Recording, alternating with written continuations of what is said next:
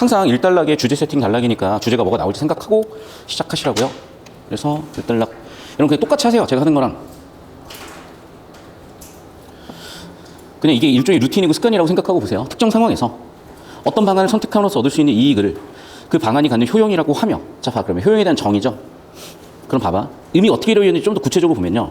방안 선택이 이익을 만든대. 그러니까 1. 어떤 방안을 선택을 하면 이익이 생긴대. 그 이익이 뭐라고? 효용이라고요. 그럼 핵심 정보는 방안 선택으로 생기는 이익, 그게 효용이다. 됐죠? 여기서 동의하는 그런 뭐겠어, 문맥적으로? 효용과 이익이겠죠? 이런 게 보여야 되는데, 이런 게 보이려면 그게 영어 신텍스 구조고요.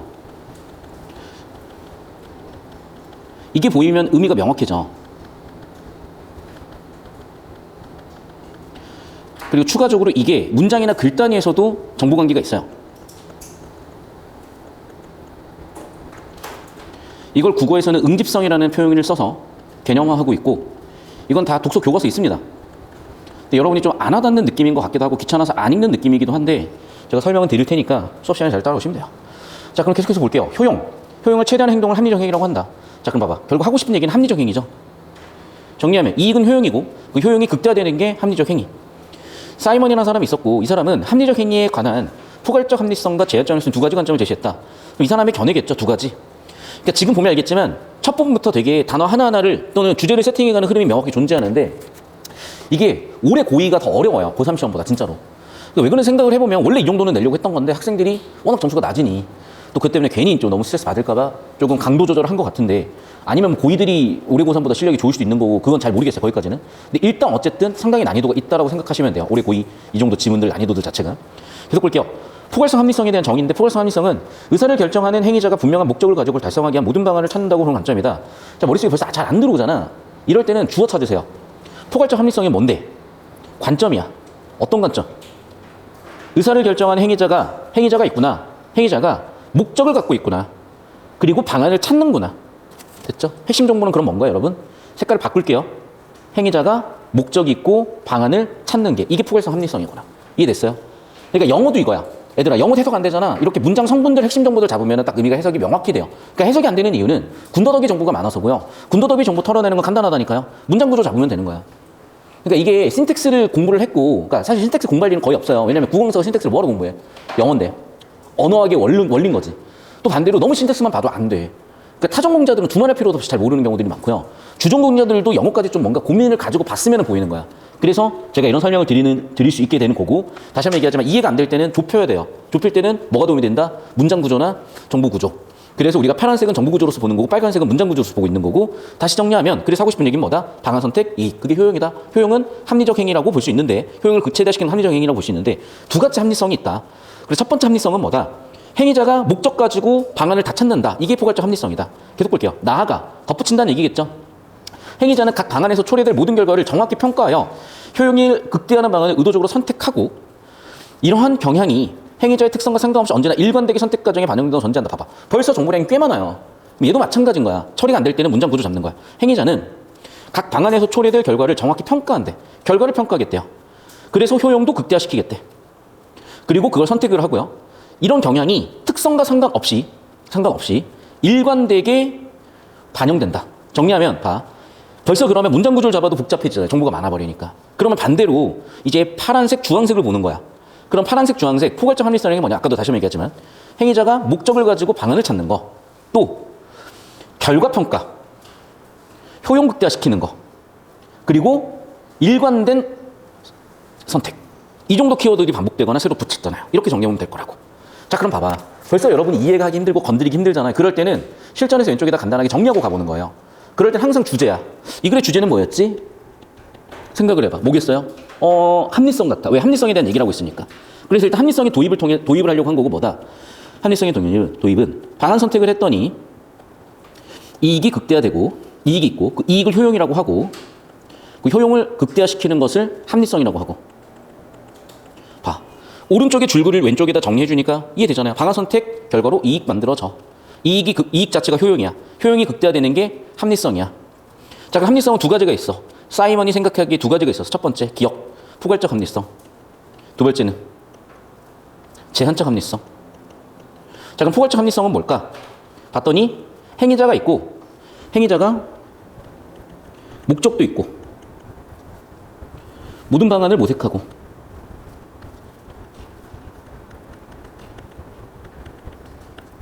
그리고 효용 극대화시키고 그리고 이게 일관되고 이런 키워드들이 보였어요.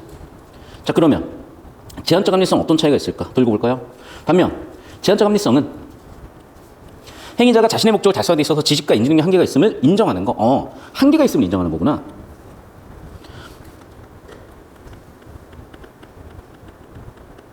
그러니까 얘는 자기가 할 수 있다고 보는 거고 얘는 한계가 있다고 보는 거고. 행위자는 목적 달성에 필요한 정보엔 자신이 처한 상황과 1. 선택 가능한 방안 3. 결과 이런 요소들을 인지하지 못한다고 본대요. 그래서 첫 번째 요소인 상황, 두 번째 요소인 방안, 세 번째 요소인 결과 이런 거를 잘 모른다. 인지에 한계가 있다고 본대. 그러니까 말 그대로 제한적이라고 보는 것 같고 여기는 그런 걸 할 수 있다고 본 것 같아요. 두 개가 아마도 비교 대조될 것이고 그렇다면 이런 차이점들이 있겠구나 잡아놓으면 일단 1단락은 처리가 된 거예요. 그러니까 다시 한번 얘기하지만 고1 제가 봤을 때는 고2 시험이 지금 고3보다 훨씬 어려워요. 훨씬 어려워요 정말. 그러니까 어렵다는 결이 약간 다를 수 있는데 약간 오히려 근데 결이 다르고 말고를 떠나서 그냥 올해 똑같은 9월 시험 놓고 봐도 지금 더 어려워. 쭉 갈게요. 그리고 따라서 제한적 합리성의 관점에서 선택의 합리성 여부를 판단하기 위해서는 행위자 목적과 관련해 그한 정보와 정보를 바탕 출하신 능력 등 행위자 특성에 대해서도 알아야 되고 그래서 앨리슨의 생각이 있었고 이러한 관점들을 정해서 몇 가지 모델을 얘기했구나. 항상 얘기하지만 이 부분이 주제가 세팅된 핫플레이스라고 그랬죠. 자, 그럼 이 단락으로 넘어오기 위해서 결국 뭐냐. 제한적 합리성 관점에서 선택의 합리성을 따질 건데 뭐 이런 것들이 필요하다. 일단 넘버링만 해볼게요. 1번 가진 정보가 있어야 되고 추론 능력이 있어야 되고 특성도 알아야 되는데 얘는 그래서 그 부분에 대해서 생각을 가지고 있었다. 그러면 여기는 그냥 언급 부분인 것 같다. 주제 도입 부분인 것 같다. 그럼 하고 싶은 얘기는 그 몇 가지 모델 중에 뭐냐는 거죠. 그 중이라고 했으니까 뒤쪽에 정보가치 높아지는 거고 합리적 행위자 모델이라는 게 있나 봐. 앨리슨의 생각 중에. 자, 그러니까 봐봐. 일단 1단락은 클리어가 됐어요. 1단락은 뭐야? 방안 선택에서 이익이 생겼어. 효용이야. 효용 극대화하니까 합리성이야. 합리성은 두 가지가 있어. 포괄이냐 제한이냐. 포괄은 행위자가 목적 가지고 방어하면서 효용을 높이게 할 수 있는 그런 일관된 특성을 갖는다고 보는 거고 제한은 그런 부분들이 한계가 있다고 보는 거고. 아주 간단해지죠? 핵심 정보들 잡아주니까. 자, 그러면 이제 구체적으로 그걸 어떻게 실현할 것인가에 대해서는 그릴리엄 앨리슨이 몇 가지 모델을 얘기했고 이 단락에 그런 게 나오고 첫 번째가 합리적 행위자 모델인가 보죠. 첫 번째 그래서 샵 넘버 1 붙여주겠습니다. 포괄적 합리성을 기본으로 해서 그러니까 사람들이 할 수 있다고 보는 거죠. 기억을 기본으로 해서 정책 행위에 대해 설명을 하는데 구체적으로 어떤 설명일까? 이 모델은 결정된 정책 행위가 특정 목적에 대해 최대 효용을 갖는 방안을 상정하기 때문에 이게 근거고 전제죠. 다시 이미 결정된 정책 행위가 있으면 얘는 최대 효용을 만들어준대요. 그 목적을 찾아냄으로써 왜 그런 방안을 선택했는지 설명한다. 여기서 핵심은 그럼 뭐겠어? 목적을 찾아내서 설명하는 거야. 핵심은 그럼 목적이겠죠. 목적. 다시 결정된 정책 행위가 목적이야. 최대 효용이야. 목적 찾는 게 핵심이라는 거죠. 여기는. 행위자는 단일한 의사결정자로서 국가이며 행위자는 국가. 모든 국가는 포괄적 합리성을 가지고 행동을 한다. 뭐 전제가 있나 봐요. 이 모델에서는 행위자인 국가가 정책 행위를 결정한 목적을 여러 가지로 예상해보고 정리할게요. 첫 번째, 행위자는 국가고요. 두 번째는 목적에 대해서 여러 가지로 생각을 해보고 세 번째, 효용을 계산하고 네 번째, 가장 큰 효용을 갖게 되는 목적을 찾아 선택 의도를 추론하고 이때 행위자는 언제나 일관된 경향으로 결정을 내리는 존재이기 때문에 일관된다고 봤대요. 행위자가 처한 상황과 목적에 대해 객관적 지식만으로 정책 행위를 해석할 수 있다. 일관되기 때문에 객관적이다. 행위자가 처한 위기나 기회는 무엇인지, 목적 달성의 선택에서 받은 효용은 무엇인지, 그중 목적 달성에서 무엇을 정도로 해서 이해하는 것이다. 앞의 내용 다시 반복인 것 같다. 그럼 여러분 결국 여기서 하고 싶은 얘기는 뭐냐? 이 단락 주제는 합리적 행위자 모델이고 합리적 행위자 모델은 여기서 6개의 정보로 정리가 됐어요. 그리고 이게 지금 교육청이라서 잘 모르겠는데 수능이었다면 얘는 보통 한 문항으로 설계가 돼요. 독립문항으로. 나중에 필요하면 그렇게 해서 한번 정리해 볼 거고. 일단 넘어가 보겠습니다. 3단락. 자, 이러한 관점 때문에 합리적 행위자 모델은 포괄적 합리성에 벗어나는 외교들을 설명할 때 한계가 있죠. 그럼 당연히 대안이 있어야 되겠죠. 그래서 보완하기 위해서 제한적 합리성을 바탕으로 했대요. 자, 그럼 정리하면 이거죠. 합리적 행위자 모델은 어디서 온 거야? 네, 기본이 포괄적에서 온 거예요. 그런데 여기에 한계가 있기 때문에 이제 뭐로 온 거예요? 제한적에서 왔겠죠. 3단락. 그래서 제한적 합리성을 베이스로 설명을 하는 모델이 있어요. 그게 뭐냐면 조직 과정 모델인가 봐. 그래서 정리하면 얘는 니은 기반인 거죠. 여기는 기업 기반인 거고 이 모델은 정책 행위가 제한적 정보만으로 결정된다고 보기 때문에 자, 봐봐. 어려운 게 없어. 한계가 있다 그랬잖아. 아까. 즉 니은을 생각해봐. 인지 한계가 있다. 즉 제한적 정보다라는 거죠. 제한적 정보가 결정된다고 보기 때문에 정책 행위 목적보다는 그 정책적이 어떻게 결정되었는지 어떻게 하우에 집중한다는 거예요. 그래서 얘는 목적보다는 정책 행위가 어떻게, 그러니까 봐봐. 차이가 보인 거죠. 여기는 목적에 초점을 뒀다면 얘는 목적보다는 뭐라고요? 어떻게, 방법에 초점을 두는 것 같아요. 자, 이 모델의 행위자는 누구자? 아까는 국가였죠. 지금 뭡니까? 연합체로서의 국가래요. 자, 또 정책행위라는 것을 어떻게 봤냐면 행위자의 의도적 선택이 아니라 절차라고 받고 기계적 산출물로 봤다는 거야. 좀 더 구체적으로 가볼게요. 각 조직은 원활한 업무 수행을 위해서 각자적인 표준 운영 절차가 있는데 그 국가는 그 규모가 크기 때문에 조직의 활동을 국가가 의도에 맞게 통제하거나 감독할 수가 없는 한계가 있고, 그러다 보니 국가는 조직이 SOP에 따라 처리한 제한된 정보만으로 정책을 탐색하거나 결단한다는 점이 있고요. 이 모델은 제한적 합리성에 기반한 그런 모델이라고 설명을 했어요. 또한 조직은 불확실한 미래를 추측하고 맞게 행동하는 것을 꺼리기 때문에 문제 심각성이나 긴박성의 새로운 행정체를 강구하는 것은 못하고 그냥 의존성을 가져버린다라는 이러한 경향으로 최적의 방안을 선택하기보다 SOP에 부합하는 그만하면 만족스럽다는 방안의 결과를 가져오게 되고, 그러다 보니까 한계에 대해서 계속 이해하는 거죠. 효용도 무시될 수 있는 거고 합리적 행위자 모델로는 설명하기 힘든 정책에 설득될 수 있고, 하지만 조직과정 모델은 조직들의 SOP 역량, 조직 간의 관계에 대해서 분명히 분석하는 또 장점은 있는 거고. 그럼 보세요. 얘도 얼추 한 6개 정보량이 주어졌잖아. 그러니까 3단락 주제는 지금 뭐냐면 제한적 합리성에 기반된 조직과정 모델이야. 이 조직과정 모델은 역시 6개 정도의 정보량으로 이루어져 있고, 이제 마지막 4단락. 그러니까 꽤 어려운 게 맞아요. 지금 이 정도 정보량을 3단락으로 털어놨다는 것 자체가. 일단 따라오시고 좀 이따가 캡처해서 올려드리고 출력해서 나눠드릴 테니까 여러분 필기하시고, 필기하신 다음에 구조도 같이 그릴 거예요. 계속 봅시다. 이처럼 합리적 행위자 모델과 조직과정 모델 두 가지가 있고요. 시각이 다르고 당연히 다른 결과가 나오겠죠. 이때 대립관계에 있는 건 아니고 상호보완적이다 라고 얘기하는 것 같아. 다각적이다. 대립관계 아니고 다각적이다. 자, 일단 이 정도 정리해 드렸고요. 이거 캡처해서 올려드릴 테니까 이거 일단 그대로 필기하시고 출력해서 나눠드릴 테니까 다시 한번 필기 정확하게 보시고, 그 다음에 여러분 스스로 구조도 그린 다음에 저랑 비교해서 따지시고 그 과정에서 이해도가 확 높아질 거예요. 그러니까 일단 여러분 스스로 문제도 풀었잖아. 실전에서 한번 또 풀어봤잖아. 그리고 저랑 구조 잡잖아. 구조도 그리잖아. 그러면서 이해도가 올라가고 확 올라가는 경험을 할 거라고. 그리고 지금 이해가 안 되더라도 나중에 또 이해될 수 있는 시점이 와요. 그러니까 너무 스트레스 받지 말고 차근차근 봅시다.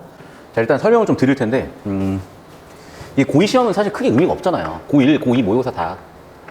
고1, 고2의 모의고사로서의 의미가 있는 거지. 사실은 여러분 직접적으로 수능과 심지어 정식 파이터들도 고3에서도 특히 6월, 9월이란 말이야. 물론 이제 3월 합평도 있고 4월 합평도 있고 7월 합평도 있고 7월 합평도 있는데 사실 물론 영향을 주긴 줘요. 근데 결정적으로 당연히 얘네가 수능과 밀접한 관련이 있는 거고요. 그러니까 그런 측면 봤을 때 얘가 내신 시험범위만 아니면 사실 할 필요가 없어요. 결론부터 얘기하면은. 그렇게까지 도움되는 지문이나 구조 처리의 연습은 별로 되진 않을 것 같아. 다시 보세요, 여러분. 지금 고1, 2 모의고사는 다시 한번 말씀드리지만 직접적으로 수능과 관련성이 일부 있어요.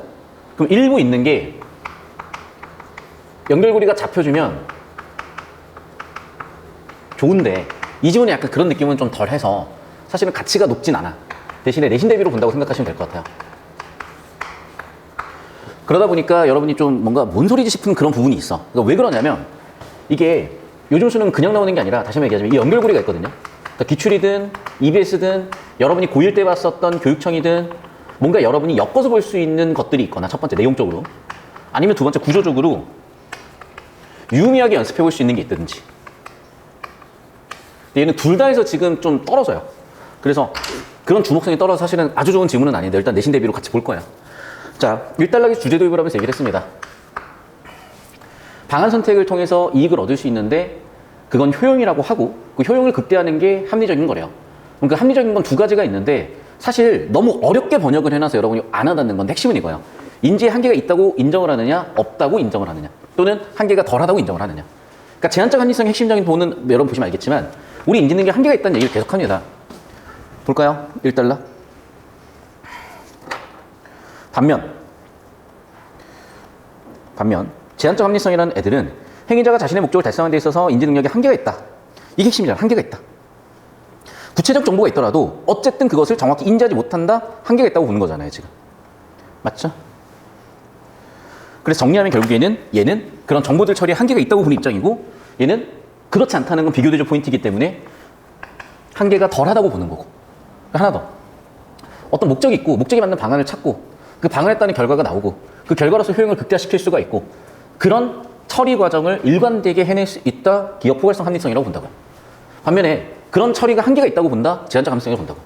그러면 베이스가 포괄적 합리성이냐 제한적 합리성에 따라서 다르겠죠. 얘는 한계 있으니까 아주 최선의 답을 못 찾는 거야. 반면에 얘는 한계보다는 이런 처리 능력이 있다고 보니까 최선의 답을 찾아내는 거예요. 그래서 각각의 베이스로 2단락, 3단락의 방법을 찾은 거야.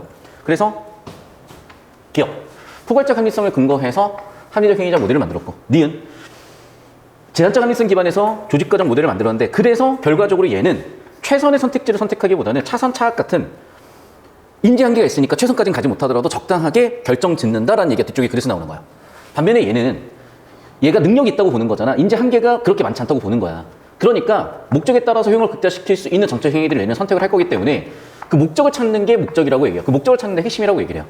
반면에 얘는 어차피 인지 한계가 있고 정보 처리 능력이 한계가 있으니까 목적을 찾기보다는 과정이나 절차에 초점을 두는 거예요. 그래서 2단락과 3단락의 핵심 정보는 뭐냐면 목적에 초점을 두느냐 과정과 절차에 초점을 두느냐로 비교되죠. 포인트가 잡혀요. 근데 이게 다시 한번 얘기할게. 여러분이 지금 사실 연습하는 과정에서 이런 거를 찾아내는 연습이 되게끔 길러져야 되고 그런 지문들에서 연습이 되고 이 지문을 보면 좀 좋은데 그게 안 된 상태에서 보니까 약간 오히려 좀 자세를 흐리는 느낌이 없잖아 있고 다시 한번 얘기하지만 내신 대비로 잡아드리는 거니까 그 점 감수하고 보세요.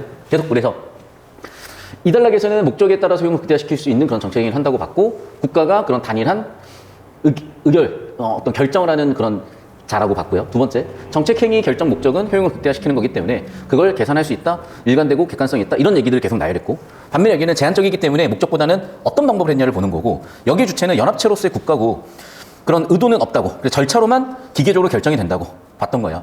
그리고 규모가 너무 크기 때문에 통제가 어렵고 그래서 제한된 정보로만 판단하기 때문에 최선의 결과보다는 차선 차악 또는 좀 문제가 덜 되는 결과물만 가져오려고 하더라. 마지막 의 얘기하면서 끝났어요. 이 정도 느낌이야. 그러니까 사실 여러분이 이 지문을 이해하기 쉽지 않아요. 보세요. 왜 그러냐면 이걸 이해를 시키려면 사실은 얘보다 좀 더 구체적이고 좁은 정보를 들고 오든지 아니면 여러분이 1, 2학년 때 뭔가 다뤘었던 지문에서 엮어오든지 좀 이랬어야 되는데 이제 이게 고2 시험이 약간 딜레마인 것 같아요. 왜냐하면 그렇다고 안내전이 너무 쉬워지거나 또는 너무 지엽적 정보를 다루게 되고 좀 그런 한계가 없지 않아 있었나 싶기도 하고요. 근데 어쨌든지 간에 제 생각엔 그래요. 기출이라는 게 결국에 많은 학생들이 공부하는 좀 기본이 되는 자료잖아요. 그러니까 수능 기출을 베이스 해가지고 고1, 2 내신도 연결될 수 있는 소재들을 다뤄줬으면 훨씬 더 유의했을 것 같다는 생각도 듭니다. 이 지문은 예전에 EBS에 좀 출제됐었던 적이 있는 지문이에요. 그러니까 제 수업을 들었던 고3 수능 수업을 들었던 학생들은 기억이 날 거예요. 레드북이라 그래서 유형 거버넌스. 그러니까 코로나 같은 상황이 터졌을 때 과학적 방법으로 접근할 것이냐, 정치적 방법으로 접근할 것이냐 그런 걸 다루는 정치 정책적인 소재의 지문이 있었거든.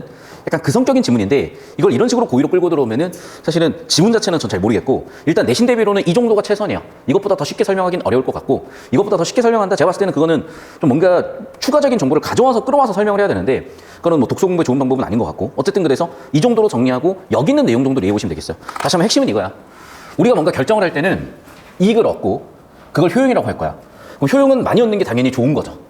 그러면 그런 좋은 상황은 두 가지 상황이 있다는 거야. 우리가 모든 상황을 통제할 수 있고 다 알고 있다고 전제하고 가는 그런 좋은 상황 또는 우리의 능력이 한계가 있다고 보는 거야. 한계가 있다고 보니까 우리가 어차피 극대화된 결과물은 얻을 수가 없다고 봐버리고 적당한 선에서 타협을 할 거야. 그러니까 결과치보다는 과정이나 방법 여기에 초점을 두는 거고 여기는 우리가 최선의 결과치를 뽑아낼 수 있다고 보기 때문에 목적에 초점을 두고 간다. 이 정도의 초점을 두고 정리해 보시면 되고 나머지 나열된 정보들은 저렇게 위계 잡아가지고 비교대조 포인트 잡아서 표를 처리해 놓으시면은 어느 정도 문제 푸는 데는 도움이 되셨을 거예요. 또 봅시다. 윗글에 대한 설명을 적절하지 않은 것은 합리적 행위자 모델이 지닌 한계와 관련하여 조직과정 모델이 갖는 의의를 제시하고 있다. 자, 이런 문제를 자꾸 세부 내용으로 들어가 버리면 이 단어가 있냐 없냐를 확인하게 되는데 그러면 정말 확 어려워져요. 그러니까 일단은 주제구조로 갑시다. 그 주제구조 키워드로 보자고요. 주제구조 키워드로 보면은 합리적 행위자 모델 2단락 주제죠. 그럼 2단락 이 합리적 행위자 모델은 2단락의 한계 갖고 그걸 어떻게 3단락에서 다뤄줬고 그게 조직과정 모델 맞잖아요. 그럼 2, 3단락 주제와 구조를 잡아놨구나. 크게 문제 없어 보여요. 맞는지는 나중에 뭐 정답이 안 났을 때 발췌독 들어가시면 될 것 같고. 계속해서 2번 선지 합리적 행위자 모델과 조직과정 모델의 특징을 사이먼이 제시한 합리성과 관련지어 서술하고 있다. 그렇죠. 1단락에서 사이먼이 얘기했잖아. 1단락 사이먼이 포괄적 합리성과 제한적 합리성을 얘기했고 그 포괄적 합리성과 제한적 합리성 기억 베이스로 합리적 행위자 모델, 니은 베이스로 얘를 얘기하고 있으니까 오케이.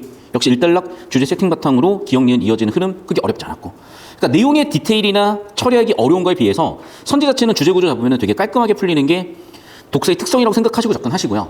내신 대비로는 2번, 3번, 4번 볼 거니까 지엽적인 걸 내더라도 역시 그때는 그런 식으로 대비가 될 거예요. 그러니까 일단은 이렇게 핵심 정보를 바탕으로 중심을 잡아놓고 그거 가지고 뭘 할 생각을 하시라는 겁니다. 내신 대비든 수능 대비든. 3번 선지 합리적 행위자 모델과 조직과정 모델이 있고 정책행위 분석 단계를 구체적인 사례를 들어 설명하고 있다. 야, 사례가 거의 없었던 것 같다. 그래서 좁히고 발췌독 들어가보시면 때는 사례 없구나. 정답 3번 끝이고요. 또 합리적 행위자 모델과 조직과정 모델에서 외교 정책을 분석하는 방식이 2단락, 3단락의 주제 구조잖아요. 역시 괜찮고. 국가의 성격도 마찬가지 2단락, 3단락이 달랐죠. 근데 사례가 없다고. 그래서 정답은 3번 세팅 끝. 이런 느낌이었던 것 같습니다. 그래서 사례 없었구나. 좁히고 발치도 이 느낌으로 가주세요. 다시 한번 얘기하지만 핵심 정보들 잡아주시면 큰 덩어리의 정보가 처리가 되고 두 구조 관계가 보여도 그 핵심 정보의 관계가 딱 보였기 때문에 처리함에 있어서 어려움이 좀 덜했을 거예요. 무슨 느낌인지 아시겠죠? 그러니까 핵심 주제를 보시고 핵심 주제 간의 정보 관계를 잡아주시면은 우리가 막 내용 하나하나 왔다 갔다 하는 어떤 그 과정에서 쓰이는 시간이나 피로도 또는 실수가 확 줄어들 거라고. 주제 구조 잡는 느낌을 잡아주셔야 됩니다. 그러니까 이걸 연습을 좀 해야 되는데 지금 내신이 들어가 보니까 내신 소재에서는 연습한 걸 또 찾기가 어려워. 일단 내신 소재는 내신 소재대로 봐야 되니까. 내신 끝나고 좀 기본기부터 다시 한번 잡아드리도록 할게요. 17번 계속해 보겠습니다. 가에 대한 이해. 분석 대상이 되는 정책 행위를 바라보는 시각이 다르다. 달랐잖아. 어떻게 달랐어? 기억과 니은으로 달랐잖아요. 기억에 따라 합리적 행위자 모델, 니은에 따라서 조직가정 모델이 나왔잖아. 맞죠? 그리고 여기는 단일 국가로 봤고 여기는 연합체로 봤죠. 국가들의. 그러니까 이런 측면이 되게 차이점이었던 거고, 그러면 지금 가에 관련된 시각이 다르다라는 거는 여기 나와 있는 글의 주제와도 관련이 있는 거거든. 기억 관점이냐 니은 관점이냐. 그럼 그걸 가지고 만들었을까? 볼까요? 합리적 행위자 모델. 아까도 얘기했지만 기억에서 왔죠? 규정된 절차에 따라 정책 행위가 결정된다. 봐봐. 얘는 뭘 중시하는 거야? 절차를 중시하잖아. 근데 얘기했잖아. 절차 중시한 건 위야 아래야? 아래라고요. 3단락이잖아. 맞죠? 그게 얘는 당연히 2단락 아닌 것 같은데? 당연히 아웃될 가능성이 높겠고요. 2번 선지. 합리적 행위자 모델. 다시 한번 얘기하자면 2단락이죠. 얘는 목적이 중시했다니까. 근데 연합체로 봤다. 이것도 3단락 얘기잖아, 지금. 보이죠? 그러니까 세부 정보를 터는 게 아니라 주제 구조를 잡아놓으면 보이는 느낌인 거지. 역시 아웃. 자, 3번 선지 볼까요? 합리적 행위자 모델. 계속 2단락 얘기고 정책 행위 목적에 따른 목적에다 초점을 뒀다. 맞죠? 행위자 국가가 의도적으로 선택할 수 있다고 봤다. 맞죠? 한계가 뭘까? 조직과정 모델. 조직과정 모델은 뭐가 달랐어요? 그렇죠. 기계적 산출물. 즉 목적이 아니라 뭐라고? 과정이라고 봤다고요. 정리하면 합리적 행위자 모델이 중요했던 건 목적. 조직과정 모델에서 중요하게 생각했던 것은 과정에 따른 기계적. 정답은 3번이겠네. 필기 보라고. 내가 주황색으로 딱 강조를 해놓은 그 핵심 정보가 그대로 정답 설계에 이어지고 있잖아요. 그러니까 자꾸 여러분 그러니까 수업을 잘 들으셔야 돼. 이거를요, 진짜 제가 깜짝 놀라는 게 지금 국어 선생님 실력 격차가 너무 심해요. 그래서 여러분 수업 들으면 알겠지만 그냥 읽어주고 해설지 읽어주고 끝나는 수업들도 꽤 많다고 난 들었어. 그 내가 알 바 아니고. 근데 일단 여러분 다시 한번 얘기하지만 독서에서는 좀 이런 방향으로 가주셔야 되고 자꾸 세부 정보 털고 세부적인 내용 어차피 이해 못해요. 가르치는 사람도 이해를 못해. 그러니까 그렇게 가르치는 거야. 저도 솔직히 이 지문이요 절반도 이해 안 돼요. 뭔 소리를 하는지 모르겠지만 이런 얘기를 하는 것 같아 정도는 잡고 있는 거예요. 왜 뭔 소리를 하는지 모를 수밖에 없냐면 이게 사실은 책 한 권 논문이에요. 그걸 요약을 해놨어. 그럼 어떤 맥락에 따라서 여러분이 처리할 수 있는 정보 형태로 만들어놔야 되는 건데 약간 그런 부분에서 많이 부족한 거야. 그러니까 내가 초반에 이 지문의 어떤 가치에 대해서 좀 낮게 평가해줬던 겁니다. 그래서 결과적으로 잘 이해는 안 돼. 그런데 답은 내게 설계를 하는 게 요즘 수능의 특징이거든요. 그 부분은 잘 살려놓은 거야. 그러니까 연습하기는 참 좋은 거죠. 다시 한번 얘기할게요. 100% 이해 안 돼도 돼요. 왜? 그게 의도고 설계니까. 그럼 하나는 건 뭐다? 주제 구조 잡아라. 그럼 답 나온다, 지금처럼. 얘도 결국 주제 구조로 답 나왔던 거죠. 자, 18번 볼게요. 기억과 니은. 포괄성 합리성과 제한적 합리성. 당연히 주제니까 얘를 묻겠지. 그러면 1번 선지. 아니 오히려 목적이 아니라 절차라고 왔다니까요. 니은 쪽은. 지식은 맞을 수도 있을 것 같아. 근데 핵심은 뭐야? 니은은 한계가 있다고 보는 거고 얘는 한계보다도 능력이 있다고 보는 입장인 거죠. 처리한다고 보는 거고 얘는 한계가 있다고 보는 입장인 거고. 제일 큰 차이는 이 차이.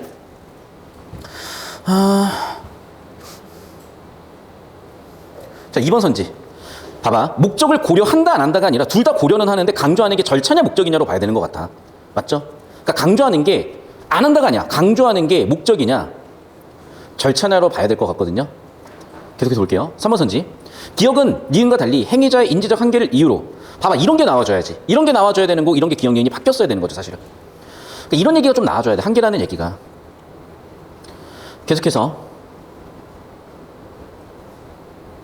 4번 선지. 니은은 기억과 달리 행위자가 어떤 방안을 선택했을 때 방안이 합리적이 판단할 수 있다고 본다? 이거 바뀌어야 된다니까? 기억이 그게 가능했잖아, 기억이. 자, 5번 선지 볼게요. 목적과 상황이 동일하더라도 특성에 따라 결정이 달라진다? 이거 잘 모르겠어. 자, 그럼 봐. 이제 우리 발제독 들어가는 거예요. 5번 선지. 그 다음에 1번 선지에서도 지식의 얘기가 나오는 건지. 근데 봐봐. 목적이 아니라 절차였던 것 같거든? 이것도 한번 확인해 볼 필요가 있고. 얘는 확실하죠. 3번, 4번은 지금 뒤집어 놓은 게, 주제를 잡았고 뒤집어 놓은 게 보였으니까. 그러니까 여러분 봐봐. 주제를 잡으면 어떤 일이 있냐면요. 틀린 것 자체를 판단할 때도 이렇게 명확하게 기억님 바꿔놨네? 이런 게 보인다는 거예요. 그러니까 확인할 이유도 덜해지는 거지. 그러니까 주제 구조를 명확하게 잡고 여러분이 처리 가능한 형태로 이해할 수 있는 형태로 정보를 처리해놓고 들어가는 게 관건이라는 거고, 다시 한번 내신 기간에는 그게 쉽지가 않을 거야. 왜냐하면 내신에서 다루는 지금 지문들이 그런 연습하기 좋은 지문들은 아니라고. 다만 일단은 어쨌든 내신은 해야 되는 거니까 하고, 우리가 여기서 느꼈기 때문에 내신 이후의 수업들에서 여러분의 효용성이 높아질 것 같아요. 자, 계속 2번 선지. 기억은 니은과 달리 행위자 어떤 방안을 선택할 때 목적을 고려한다. 둘 다 고려하는 거 아니야, 당연히? 그래서 발제독을 한번 해봅시다. 해봤더니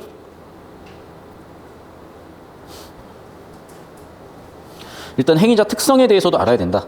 이런 얘기가 있고, 여기 행위자 특성에 상관없다고 나와 있고, 보이죠? 그럼 봐봐. 이런 게 왜 중요한 거야? 반면이 중요한 거야. 비교대조 포인트잖아. 즉, 기억니은을 비교대조라고 그랬으니까 비교대조 포인트 잡았네. 특성 상관없고 특성에 관련이 있겠네. 됐어? 그러니까 비교대조는 문제이기 때문에 그렇게 설계해서 정답 5번이 보이는 거예요. 그러니까 정리하면 이제 이거야. 여기서 사실 핵심이 됐던 거는 저는 여기서 가급적이면 표까지도 그리라고 하는 이유가 뭐냐면 연습하라는 거예요. 비교대조 포인트를. 그러면 지금 같은 경우에도 비교대조 포인트가 바로 보이니까 5번 같은 거 골라내기 훨씬 수월해진다는 겁니다. 알겠죠? 기억니은 이렇게 물어보면 봐봐. 잘 보라고 다시. 봐봐. 기억과 니은 그냥 물어본 게 아니죠. 뭐라고? 기억은 둘 다죠. 근데 달리 공통적 차이점 물어보고 있잖아. 어떤 부분에 대립되는지 쌍을 봐주면 바로 정답 설계 보인다고요. 약간 이 느낌으로 잡아주시면 되게 편하게 털 수 있을 겁니다. 자, 19번 볼게요. 자, A국과 B국은 군사적 대립관계에 있는 인접국가인데 A국은 B국보다 약한 군사력을 보완하기 위해서 추가적으로 배치했고 B국은 정군 입수했지만 SOP에 따라 뭐 보완하지 않았대. 그럼 상황들이 지금 본 거예요. 그러니까 이유가 있는 거지. 첫 번째, 약한 군사력 보완이 목적인 거죠. 그 목적 때문에 군사 배치를 한 거야. 자, 한편 B국 같은 경우에는 그런 걸 다 따질 수 없다고 본 거겠죠. 그래서 일상적인 SOP에 근거해서 처리했다는 거야. 결국 B국은 A국의 상황을 모른 채 A국의 안보를 확보하기 위해 정책으로 군사력 강화 평화협정 체계를 후자의 방안으로 평화협정 체계를 했대. 자, 그럼 봐봐. 지금 여기에 들어간 건 지금 뭐예요? 정보를 충분히 알고 있다야 모르고 있다야? 모르고 있다잖아. 한계를 인정한 거잖아. 그러니까 니은 제한적 합리성에 근거해서 3단락. 뭐라고 써져 있냐, 3단락에? 조직과정 모델을 쓴 거잖아요. 아마 이거 물어볼 것 같거든요.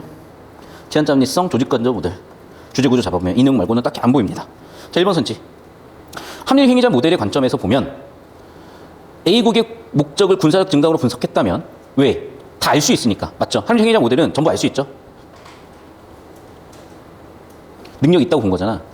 군대 추가 배치가 이 목적에 대해 가장 큰 효용을 가져왔다고 분석했기 때문이겠군. 핵심 키워드 다 있습니다. 목적, 효용, 이런 키워드들. 2번 선지 볼게. 합리 행위자 모델 관점에서 B국의 정책 행위를 분석하면 B국 정보 조직이 파악한 정보가 상부에 전달되지 않은 과정에 주목하겠군? 아니요. 과정에 주목하는 건 합리가 아니라 조직과정 모델이니까 얘네는 왜냐하면 한계가 있고 인지의 한계가 있고 알 수 없기 때문에 그래서 과정에 주목하는 게 오히려 니은 제한적 모델이고 3단락 모델인 거지. 2단락 모델은 아니야. 정답은 2번이겠죠. 됐니? 그러니까 100%다 이해할 필요 없어요. 어차피 100% 이해하라고 낸 게 아니라니까. 이해할 수도 없어. 나도 이해가 안 돼. 나 이거 10번 봐도 이해 안 될 거예요. 왜? 정보가 그만큼 없다니까. 주제구조 잡아라. 이 연습이 돼 있으면은 여러분은 답은 다 골라낼 수 있고 그게 의도 설계라는 거야. 왜냐하면 출제하는 사람들조차도 이해가 안 된 상태 출제를 하기 때문에 더더욱 주제구조 중심으로 이 흐름 잡아놓으시는 게 내신 대비해서도 관건이라는 거 좀